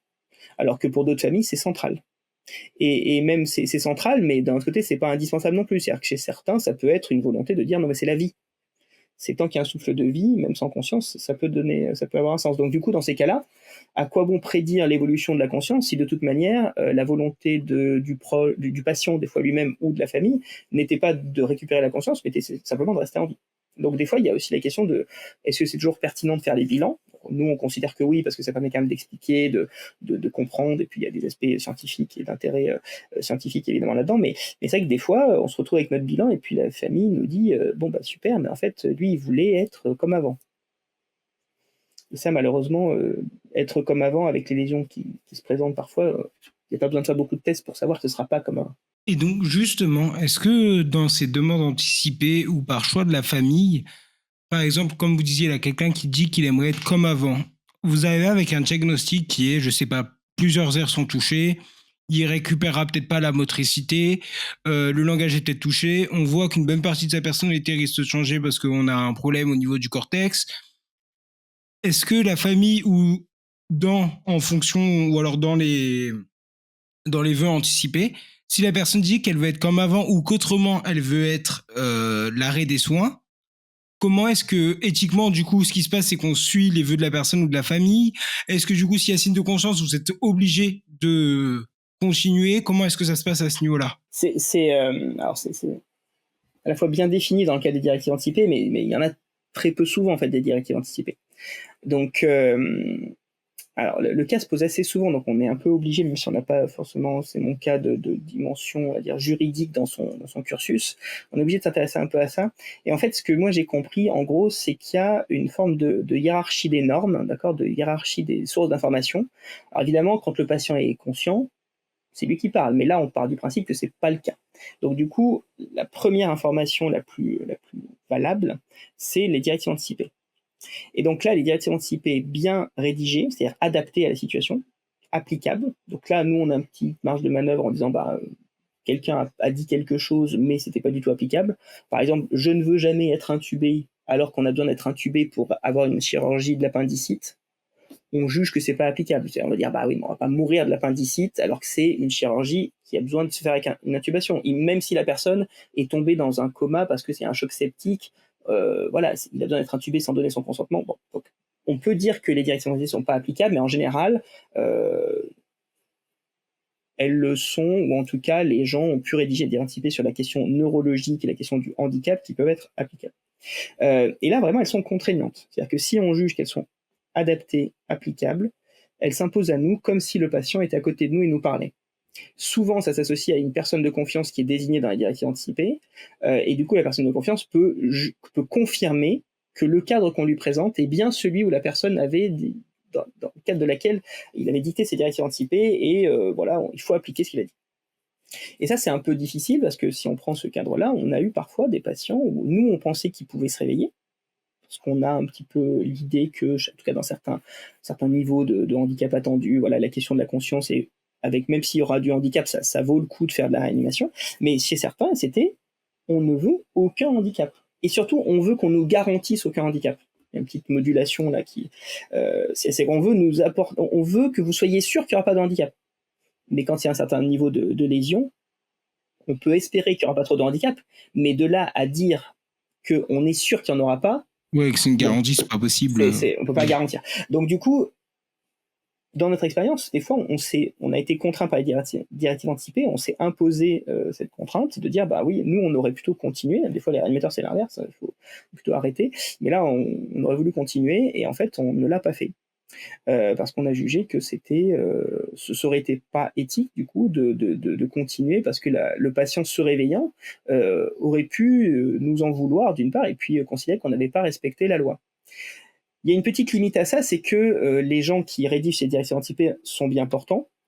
C'est rare, étant bien portant, de vouloir ne pas être bien portant, et qu'il y a un biais qui est plutôt pour dire je ne veux pas être comme ci, comme ça, et qui a plutôt un biais inverse quand on a la lésion cérébrale, qui est puisque maintenant je suis vivant, réveillé, et que son handicap, il y a plutôt une tendance à l'accepter. Moi, ça, c'est l'expérience des rééducateurs, et puis il y a aussi des publications sur la qualité de vie des patients, y compris avec Debrickine syndrome, qui est paradoxalement meilleure que on pouvait s'y attendre. Et donc, du coup, les patients qui rédigent les directives anticipées, il faut peut-être quand même le savoir, ne pourront plus changer d'avis. C'est-à-dire que si elles sont bien rédigées, cette possibilité de changer d'avis sur son opinion sur le handicap, effectivement, si les médecins respectent les directives anticipées, vont les respecter. Après, il y a le niveau inférieur, c'est les gens qui ont rédigé un papier pour dire j'ai une personne de confiance, mais elle sait ce qu'il faudra faire, je veux pas l'écrire, c'est trop compliqué, puis c'est elle qui parlera à ma place, quoi. Donc, mais il faut quand même un petit peu dire ce qu'on veut. Il faut qu'il y ait un minimum de connaissance du souhait des gens. Parce que si c'est juste pour dire, je me débarrasse du bébé, c'est toi qui t'en occuperas. Moi, tu fais ce que tu veux. Hein, mais t'es la personne de confiance. Bon, les gens, ils se retrouvent un petit peu, et du coup, ils nous disent, qu'est-ce qu'il faut que je fasse, quoi. Enfin, donc c'est juste une prise de décision, mais c'est pas vraiment le témoignage du patient. Donc ça, c'est quand même ça. Quand il y a une personne de confiance qui sait vraiment ce qu'il faut faire, ça s'impose aussi à nous. Mais par exemple, il y a une hiérarchie, c'est-à-dire que s'il y a une directive anticipée et que la personne de confiance veut pas, c'est la directive anticipée qui compte quand même. C'est que nous, il faut qu'on voit que c'est une personne de confiance, mais du coup, elle est totalement pro-acharnement à que la personne ne voulait pas. En fait, il dit non, mais attendez, vous êtes personne de confiance, c'est pour faire respecter ces directives. C'est quand même la directive qui va être au-dessus. C'est plutôt, dans ce cas-là, c'est plutôt pour adapter les directives. Mais quand il y a une personne de confiance toute seule, toute nue, sans aucune information, juste signée comme ça, personne de confiance, il y a des gens qui peuvent être un peu en difficulté, mais c'est quand même à eux qu'on réfère. C'est important de la désigner pour qu'on ait un interlocuteur, notamment dans les familles où des fois c'est recomposé, il y a des parents, enfants, premier conjoint, mère des enfants, deuxième conjoint, et puis etc. Enfin, toutes les circonstances possibles. C'est bien de savoir qui est le référent, parce que des fois, ça peut aussi tirer à U et à dia sur les avis, et le fait d'avoir une personne qu'on va désigner, alors ça peut mettre un peu de tension, parce que tiens, pourquoi tu as désigné lui et pas moi, mais néanmoins, ça permet d'avoir un interlocuteur qui après pourra vouloir plus ou moins faire le consensus dans la famille. Ça, c'est pas notre question, mais en tout cas, il faut qu'on ait un interlocuteur. Et après, il y a le niveau d'en dessous, on n'a pas d'informations, et là, du coup, c'est un peu au jugé clinique, quoi. C'est qu'il y a il y a la nécessité qu'il y ait des décisions collégiales, c'est-à-dire qu'on peut se réunir, dire, voilà, étant donné le type de lésion, éventuellement le témoignage par la famille d'un patient qui aurait dit des choses, mais qui ne les a pas écrites et qui n'a pas dit une personne de confiance, on juge que son évolution par rapport à ce qu'il aurait souhaité, soit ça vaut le coup de tenter, soit c'est tellement éloigné que on peut avoir différents niveaux. C'est-à-dire qu'on peut dire on continue, mais on ne traite pas de complications. Enfin, il y a différents niveaux d'engagement thérapeutique. Mais là, c'est une décision médicale qui ensuite va être explicitée à la famille. Et l'idée, c'est plus de trouver un consensus. Je ne veux pas faire le point sur toutes les histoires qu'on a, mais évidemment qu'on peut aller au conflit judiciaire et qu'on peut dire qu'on va imposer un arrêt thérapeutique et qu'on va dire oui, bah, cet arrêt thérapeutique, il a telle date, vous avez 48 heures pour aller au tribunal. Ça peut, voilà. Là, c'est face à face, hein, c'est la volonté, c'est la décision médicale dès lors qu'elle est collégiale, explicitée à la famille, dès lors qu'elle est faite dans les règles de l'art juridique. On peut jouer en disant, bah voilà, maintenant, aller chercher un juge qui va m'empêcher de le faire, quoi. Moi, je pense que c'est pas une bonne solution, ni pour les patients, ni pour les familles, ni pour les équipes, pour personne. Mais des fois, bon, ça arrive qu'on soit obligé, hein, mais si on peut essayer de trouver un consensus, c'est quand même largement mieux, ne serait-ce que si jamais ça se tourne mal pour le deuil des familles, parce que voir quelqu'un partir après une complication dans un conflit judiciaire, c'est bon pour personne, quoi. Voilà comment ça se passe. En gros, c'est la prise de décision, elle se fait, on recueille les directives anticipées, les personnes de confiance, les volontés du patient, mais qui des fois sont très imprécises. Les gens qui ont réfléchi à la question, ils peuvent avoir des choses précises. Les gens qui ont fait les directives anticipées, ils ont pu dire je veux absolument être comme avant, je l'écris. Bon.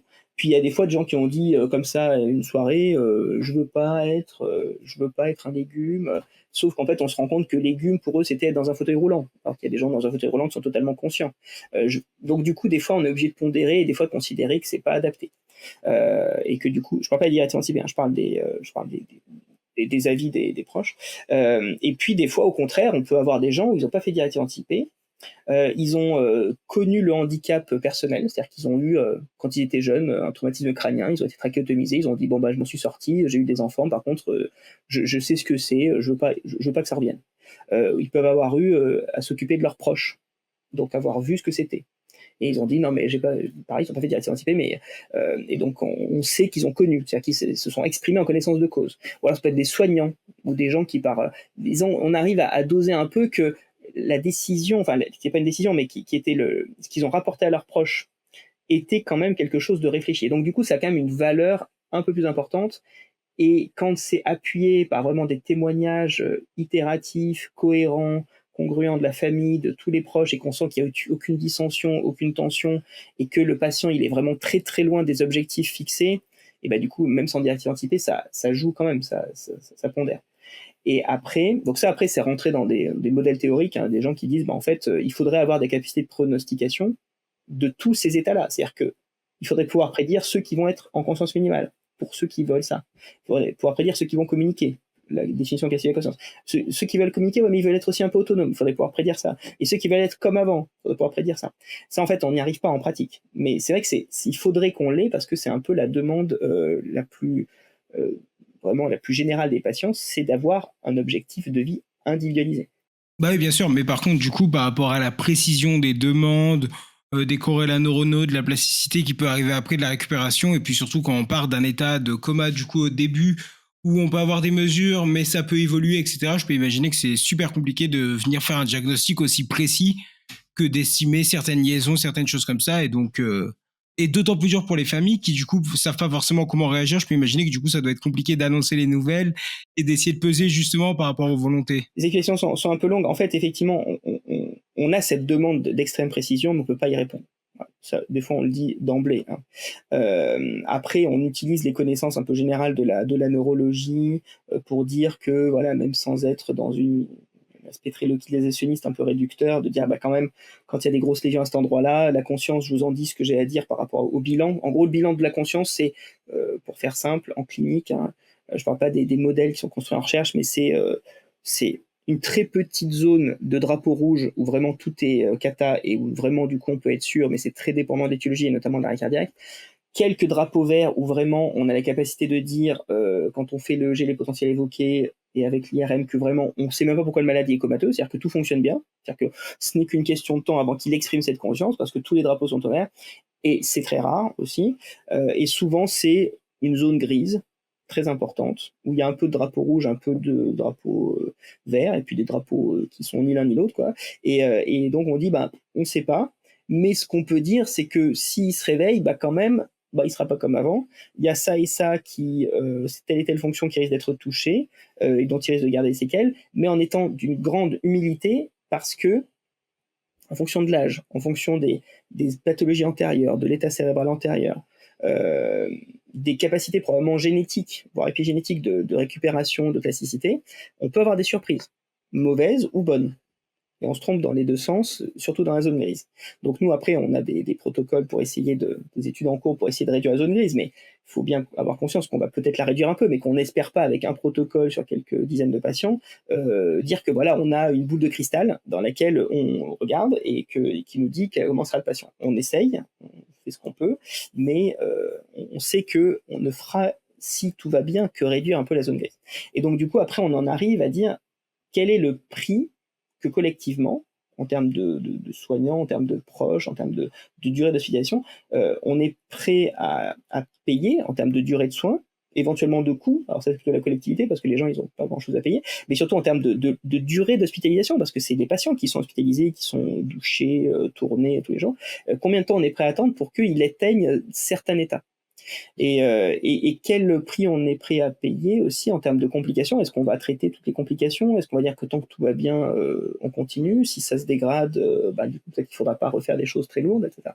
Donc après, c'est une distinction qui est vraiment individualisée pour le coup, qui est taillée sur mesure et qui est réévaluée parce que on peut discuter de quelque chose et puis une semaine après, le malade s'est amélioré.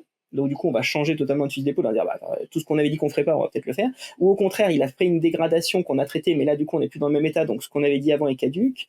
Voilà, donc on réévalue ça, et puis après, on a à la fin, quand on fait les suivis, des surprises bonnes ou mauvaises dans les deux sens. Et justement, en parlant de neuroplasticité, je me demandais, il y a la TMS qui permet de stimuler certaines zones du cerveau électromagnétiquement pour les activer ou les désactiver. Est-ce que justement il y aurait des essais en recherche de stimulation de certains centres de la conscience ou de choses comme ça qui essaieraient justement avec la stimulation de refaire peut-être de la plasticité par renforçage par la potentialisation à long terme, etc. Une volonté de justement essayer de, par stimulation, revenir reconstruire ou en tout cas encourager le cerveau à continuer sur cette voie pour essayer de récupérer le patient plus vite, favoriser les soins, etc. Alors, juste un petit mot là, parce que du coup, on parle, et je pratique dans le trouble de conscience à la phase aiguë. Il y a aussi beaucoup de choses qui se font chez les patients qui sont à la phase chronicisée ou avec des délais qui dépendent des causes. Il y a aussi beaucoup de littérature qui se fait plutôt chez ces patients-là. D'accord. Pourquoi? Parce que, donc je dis un petit mot là-dessus, parce que les patients qu'on a, en fait, comme on ne sait pas comment ils vont évoluer, on hésite à intervenir. Parce que l'intervention à la phase aiguë, subaiguë, peut-être que dans certains cas, elle ne va pas être justifiée parce que les patients ils vont évoluer spontanément. D'accord, donc c'est un point. Et donc, du coup, il y a beaucoup de ce genre de choses qui se font chez les patients où ils sont consolidés dans un état où on est sûr que s'il y a un effet, il y a une plus-value à prendre un petit risque, que ce soit par des stimulations magnétiques, électriques, etc. Le seul intérêt de le faire très tôt, c'est si on n'avait pas juste une correction a posteriori d'un dysfonctionnement à l'échelle du réseau. Alors, agir sur la trophicité cérébrale, ça me semble compliqué, mais en tout cas de réorganisation de réseau. Mais l'intérêt d'agir tôt, et ça nous on espère pouvoir le faire avec certains essais, c'est si on a la preuve, en tout cas des arguments pour dire que l'effet que l'on va avoir, il va agir comme ce qu'on appelle un effet disease modifying, c'est la modification de la maladie elle-même, à la fois optimiser la plasticité précoce et éviter des phénomènes dégénératifs secondaires. Ouais. Pour l'instant, honnêtement, ça se pratique pas à la phase très aiguë, surtout pour la question de la sélection. Il y a une autre question méthodologique, c'est que les malades, ils évoluent. C'est très difficile de mesurer un effet de traitement quand on a plein d'évolutions hétérogènes. C'est un problème méthodologique en soi. Donc il faut que les malades, c'est plus simple de faire quand les malades sont stabilisés. On regarde si l'intervention a un effet symptomatique, voilà. Mais le problème, c'est comme on arrive un peu après la bataille, c'est qu'il faut qu'il y ait un effet symptomatique, c'est-à-dire qu'il faut qu'il y ait un effet du traitement et qui modifie des choses qui se sont stabilisées, consolidées comme ça. Et on rate l'information sur le fait qu'il aurait pu avoir un effet plus précoce. Donc oui, il y a de la RTMS qui a été... la RTMS, oui, il y en a eu. Ce qui est sûr, c'est que la RTMS, c'est un peu focalisé, etc. Ce qui a été fait, c'est de la TDCS. Ouais. C'est des stimulations par des courants électriques avec des anodes et des cathodes de manière assez large, antéro-postérieure. Il y a eu plusieurs équipes, notamment à la Pitié-Salpêtrière, qui ont fait ça. Plutôt chez les patients chroniques, c'est pas révolutionnaire. Ça n'a pas été révolutionnaire. Le problème aussi, c'est la question dans ces études-là, c'est à partir de quand on prend des mesures, à partir de quand c'est pertinent. D'accord ? Parce que des fois, on peut voir des effets, on gagne des points sur des échelles, mais des fois, ça fait pas changer les malades d'état et du coup, on sait pas vraiment si c'est utile et si c'est pertinent de le faire en clinique. Donc, il y a des choses comme ça. Ce qui a été fait, c'est l'estimation du nerf vague. Ça a été notamment fait à Lyon par professeur Lyoté et puis Angela Sirigu. Bon, ça reste à l'échelle du cas clinique, hein, et puis bon, il y a, comme tous les médicaments, il y a tous les traitements par médicaments ou dispositifs médicaux, il y a des effets secondaires. Ce qui est en cours là, je crois que c'est à Liège, c'est une stimulation du nerf vague, mais en fait par un rameau qui est au niveau intra-auriculaire, en fait sur une partie du la conque de l'oreille, c'est innervé en fait par une branche du nerf vague. Donc, ça permet de faire rentrer une information dans le cerveau sans toucher directement au cerveau et en essayant de moduler les structures de l'éveil, notamment en entrant dans le niveau du tronc et du thalamus.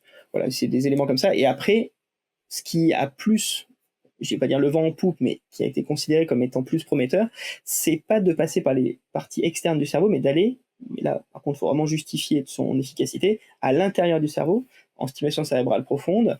Donc, il y a plusieurs équipes qui ont fait ça, notamment en France, à Clermont-Ferrand, avec le professeur Lemaire. Mais les études princeps, enfin, les études initiales, c'est à New York avec Nicolas Schiff.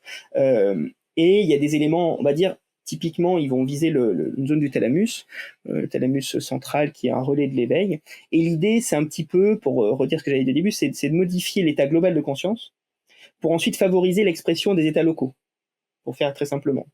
Leur hypothèse, ce que l'on suit nous aussi quand on réfléchit aux corrélats neuronaux de la conscience, c'est qu'il y a des zones centrales qui sont importantes justement pour activer le cerveau et ensuite favoriser les boucles on va dire périphériques, corticales des états locaux de conscience, et que cette hypothèse s'appelle le mésocircuit, et qu'il faut aller sur des nœuds importants du mésocircuit, notamment dans le thalamus, pour favoriser un fonctionnement global homogène plus proche de la physiologie de ces cerveaux-là, mais c'est plutôt par des stimulations invasives, donc ça veut dire de la neurochirurgie, ça veut dire des risques d'hémorragie, d'infection. C'est la chirurgie qui a été inventée à Grenoble pour la maladie de Parkinson, en fait, et qui maintenant est détourné dans ses indications depuis la maladie de Parkinson vers plein d'autres indications. C'est la DBS, Deep Brain Stimulation. Pour finir l'épisode, on entend souvent qu'on devrait parler aux patients dans le coma, que ce soit nous raconter notre journée, etc. Est-ce qu'il y a une justification derrière, que ce soit en termes de neuroplasticité ou de stimulation cérébrale, justement, est-ce qu'on cherche à stimuler les patients dans le coma? Est-ce que c'est un mythe, c'est-à-dire que ça n'a pas vraiment d'effet, mais par contre, du coup, ça peut soulager les familles qui continuent d'entretenir une relation avec la personne, etc. À quel niveau est-ce que ça se situe? Ça peut pas nuire, d'accord, ça peut pas nuire, et si les patients ont une perception dont ils peuvent pas parler, eh ben ça peut les stimuler. S'il n'y en a pas, ça fait rien si ce n'est permettre aux gens de garder une interaction avec leurs proches. Donc, ce qui est clair, c'est que la surstimulation, avec plein de modalités en permanence, ça va pas faire repousser le cerveau. Voilà, le cerveau, les lésions se transforment en trous, même s'il y a de la neurogénèse histologique démontrée chez l'adulte, etc., ça suffit pas, et même si on stimule beaucoup à boucher, ça ferait des trous. La plasticité, elle suit un peu son rythme propre. Ce qu'il faut faire, c'est pas les abandonner dans des mouroirs, quoi. C'est plutôt le défaut de stimulation complet, hein, qui va poser problème. Si les soignants leur parlent, si on les touche pour les toilettes, qu'on les met au fauteuil, que voilà, on s'en occupe un peu, qu'on peut mettre un peu de musique, ça va pas changer les choses de le faire, mais par contre, à la limite, ça va dégrader les choses de les laisser dans un état d'isolement sensoriel complet.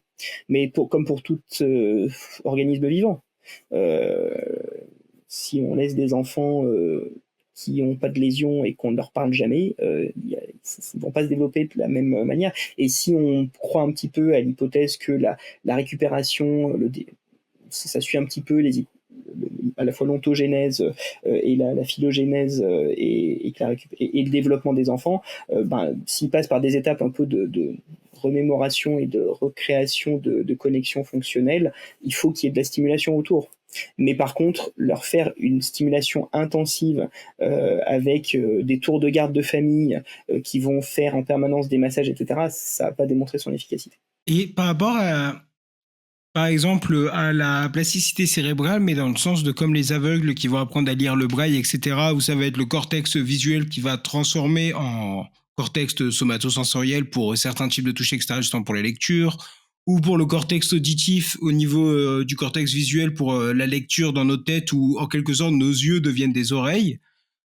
Euh, Comment est-ce que justement on pourrait se dire que certaines simulations qui viendraient, si on arrive à trouver des choses comme ça qui pourraient représenter des états de conscience, on utiliserait ces stimulations justement pour qu'elles viennent prendre plus de place et manger entre guillemets d'autres fonctions qui ne sont pas utilisées, mais du coup qui permettrait de favoriser une augmentation des chances par plasticité cérébrale comme ça qui va venir envahir d'autres fonctions qui ne sont pas utilisées pour favoriser du coup l'éveil ou est-ce que ce serait quelque chose qui serait techniquement possible? En fait, ça se fait. C'est assez mystérieux la plasticité. Là, je peux pas dire que j'ai.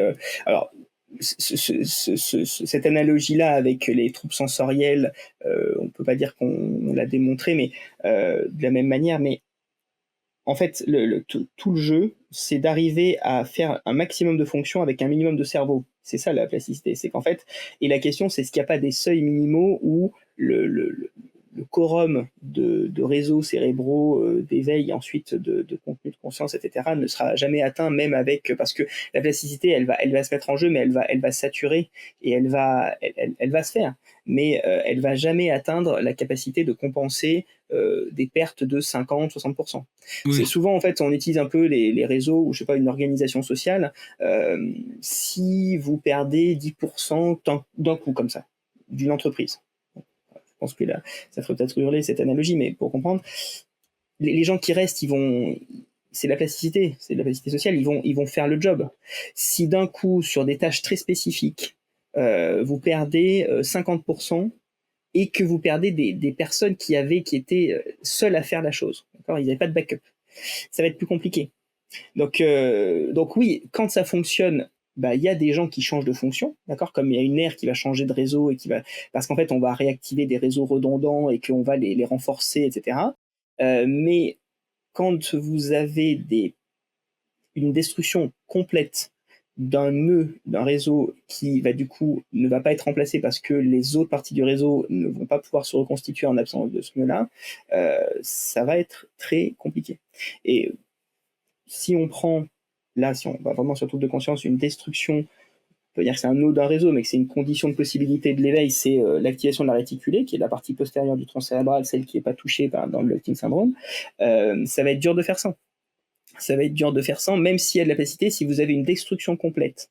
Les neurones corticaux ne vont pas prendre en charge la capacité d'apporter de la dopamine dans le cortex, comme l'aire tegmentale ventrale, pour ne pas la nommer, de partir du tronc cérébral. Voilà, il y a plein les régions hypothalamiques, si elles sont détruites, il n'y a pas de neurones corticaux qui vont faire le travail en place, parce que c'est quand même spécialisé dans le cerveau. Après, sur les régions, la substance blanche, les réseaux, le cortex, partout où c'est distribué l'information, bah, du coup, on peut en perdre. À la fois, le cortex est très important, mais on peut en perdre une petite partie. Et puis, comme les réseaux sont distribués, ça va. Mais si vous avez une destruction complète des deux thalami, qui sont des portes d'entrée importantes dans la partie haute du cerveau, ça va être compliqué. Si vous avez une petite lésion, bah, le reste du thalamus va récupérer. Si vous avez une lésion complète de certains réseaux, parce qu'il y a il y a un côté qui est touché très sévèrement, comme dans l'AVC unilatéral, l'autre côté va pouvoir un peu, par phénomène de vicariance, il remplace, d'accord, c'est comme le vicaire. Bon, mais si vous avez les deux structures symétriques qui sont impliquées dans des réseaux à peu près bilatéraux, etc., qui sont touchés de manière vraiment symétrique, ça va être, si c'est très étendu, également plus compliqué. Donc, et donc, quand ça fonctionne, évidemment que si on avait pu faire des IRM fonctionnels aux patients avant, ce qui est jamais le cas, parce que les gens ils font pas une IRM fonctionnelle avant de faire un traumatisme crânien en général. Mais si on pourrait voir ce genre de choses, probablement que les capacités attentionnelles, on les décrirait dans certains réseaux à échelle individuelle, et que du coup, on verrait individuellement, d'accord, il faudrait avoir des IRM fonctionnels de base pour toute personne dans une banque de données, et ensuite voir qui va dans le coma. Voilà. Donc après, ce qu'on a plutôt, c'est l'inverse, c'est qu'on a la reconstruction d'un réseau, C'est-à-dire qu'on a la destruction complète et l'altération initiale, et après on essaie de voir comment ça récupère. Donc on peut, mais là on peut voir, on peut pas voir comment ça fonctionnait avant bien et comment ça va refonctionner. On peut juste prendre un peu en photo ou en film, on va dire, la dynamique de l'état de blackout de certains réseaux et comment ils récupèrent après, notamment le réseau de repos. Ça, c'est ce qu'on a fait dans une étude où on a d'ailleurs pas encore ni analysé ni publié parce qu'elle vient de se terminer, mais on a les IRM à la phase de coma, et ensuite on va regarder comment ils sont quelques mois après. Et l'idée, c'est de voir la dynamique. Mais ce qu'il faudrait, ce qu'on n'a pas, ce qu'on n'aura jamais, c'est l'IRM d'avant, avec une tâche, pas juste le repos. On pourrait faire le repos, mais on faire une tâche. Et après cette tâche, comment, quand elle récupère avec un réseau différent de la manière dont c'était organisé fonctionnellement avant. Ce serait Byzance, mais c'est pas possible. Super, bah merci beaucoup Florent. Eh ben, merci de l'invitation. Je sais pas si tu aimerais ajouter des choses avant des dernières infos ou des choses comme ça, un sujet qu'on n'aurait pas abordé. Non, là, je pense que c'était déjà pas mal complet. On a abordé à peu près. J'ai dit ce que je voulais dire, ce qui était un peu au-delà du coma, hein. C'était notamment l'importance de l'aspect fonctionnel, parce que après, pas qu'on considère que nous, on veut juste qu'il y ait des patients lourdement handicapés qui survivent avec un état de conscience récupéré alors qu'ils ne le voulaient pas. Si c'est le choix des patients et des familles, il n'y a pas de problème.